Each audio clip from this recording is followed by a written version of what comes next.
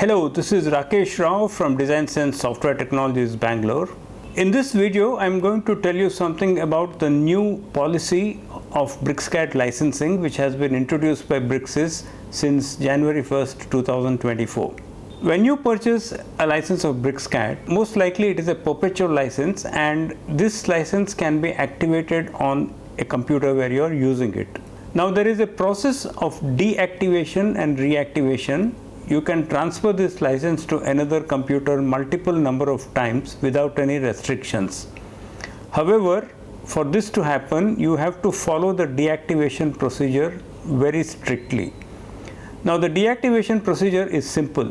You just go to the help menu in Bricsys and you go to the license manager, click on the deactivate button, and you can deactivate the license. Now, for license deactivation, you have to be connected to the internet, and you must also note that if you have any proxy server or firewalls or antivirus, sometimes the deactivation process may not work, in which case you will have to disable all of this and then try the deactivation.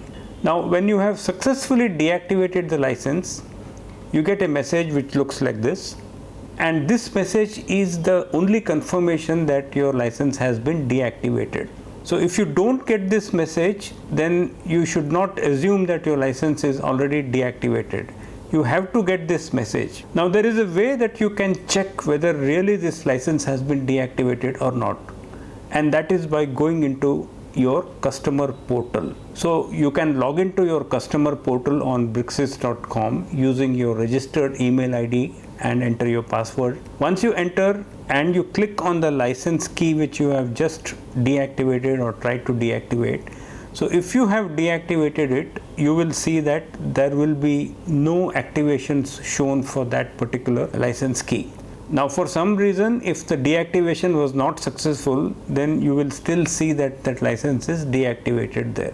So this is something like a counter check for you to make sure whether your license is activated or not. Now, these are the standard regular procedures.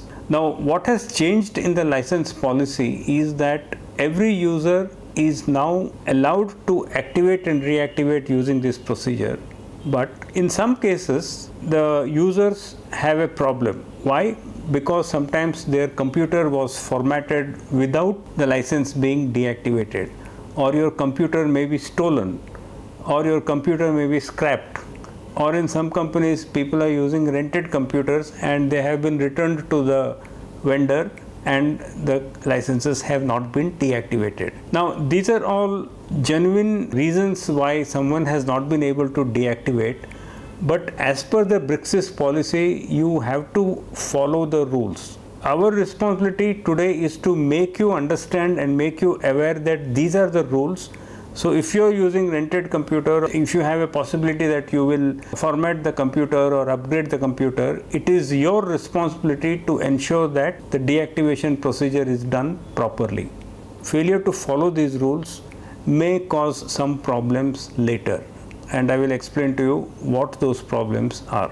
So let's say you buy a license today which is V24, and then 3 years later you have not upgraded to the latest version. So after 3 years you are out of maintenance, which means your maintenance has expired.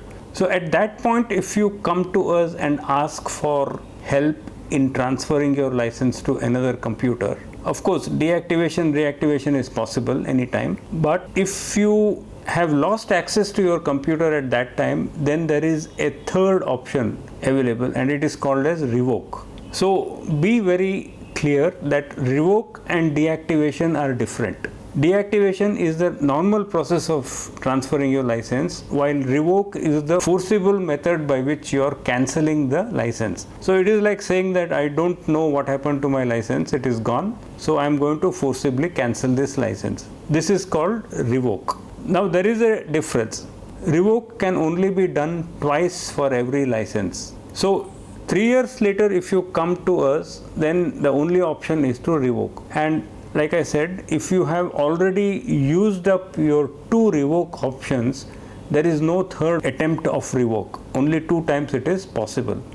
So at that time, you have to purchase the upgrade to the current version, because as per the new BricsCAD policy, you will not get support from backend if you have exhausted your 2 revoke options and if you are also not on maintenance.